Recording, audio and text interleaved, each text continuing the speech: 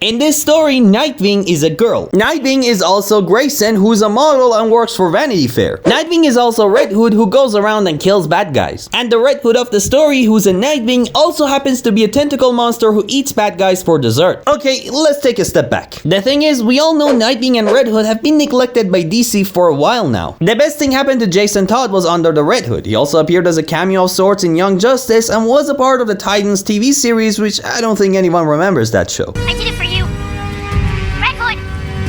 Red Hood! Red Hood!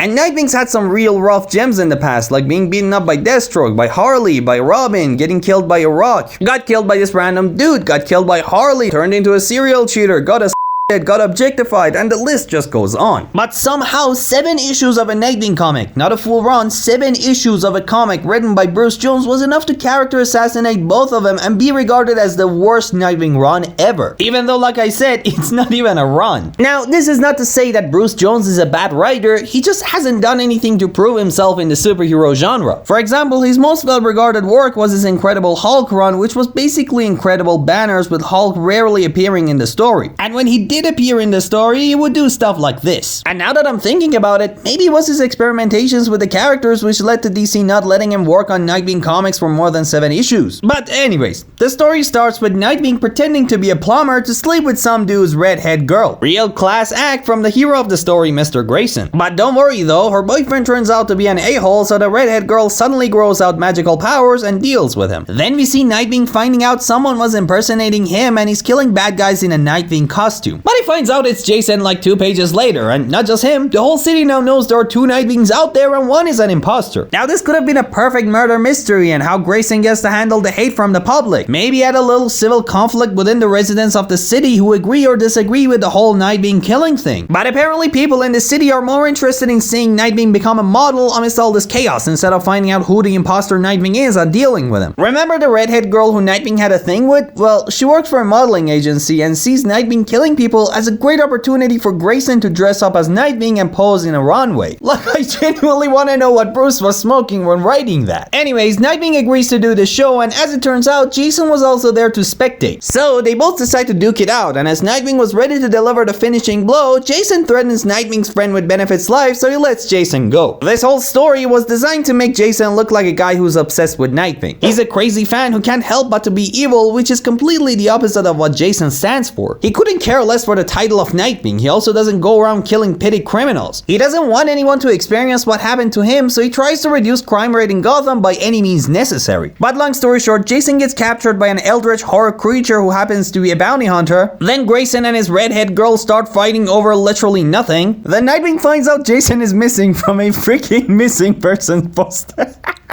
I can't with this comic, I genuinely can't. Then the redhead girl wears a Nightwing costume and decides to help Grayson save Jason. They fight the creature, save Jason. Jason turns into this tentacle monster thingy and literally eats up the freaking bad guys. Then he throws them back up because I guess they weren't delicious and disappears, and that's the end of the story. As a huge fan of both Red Hood and Nightwing, I pray that anyone who's working on the dynamic duo cartoon to not take inspiration from this comic at all. But I'm curious to know what you guys think of this comic. Please let me know in the comments below, like and subscribe, do all the good stuff, and I'll see you in the next one. Bye.